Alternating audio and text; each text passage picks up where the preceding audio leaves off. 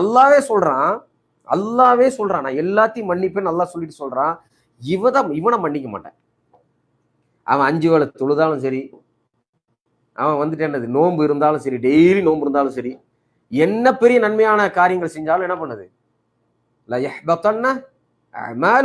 உங்களுடைய அமல்களை நாங்கள் அழித்து விட்டு உங்களை நரகத்தில் வைப்போம்னு சொல்றாங்க. எவ்வளவு சீரியஸான இஷ்யூ இது. நம்மளுடைய சமூகத்தில் எத்தனை பேர் தர்காவுக்கு போறாங்க? இன்னைக்கு நாம செய்ய வேண்டிய உன்னதமான மிக உயர்ந்த பணி எது? ரசூலுல்லாஹி ஸல்லல்லாஹு அலைஹி வஸல்லம் சோஷியல் சர்வீஸ் பண்ணது இதுதான். நீங்க அல்லாஹ் வணங்குங்க, நீங்க அல்லாஹ் வணங்குனீங்கன்னா நரகத்துலேயும் தப்பிச்சிடுவீங்க, நீங்க இணைய வச்சீங்கன்னா நரகத்துக்கு போயிருவீங்க, தயவுசெய்து அதை பண்ணிடாதீங்க அப்படின்னு சொல்லுவாங்க.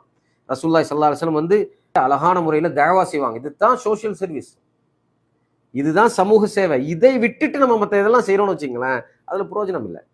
ஆனா அது மற்றதெல்லாம் செய்யக்கூடாதுன்னு கேட்டால் செய்யலாம், ஆனா இதை விட்டுட்டு செய்யக்கூடாது.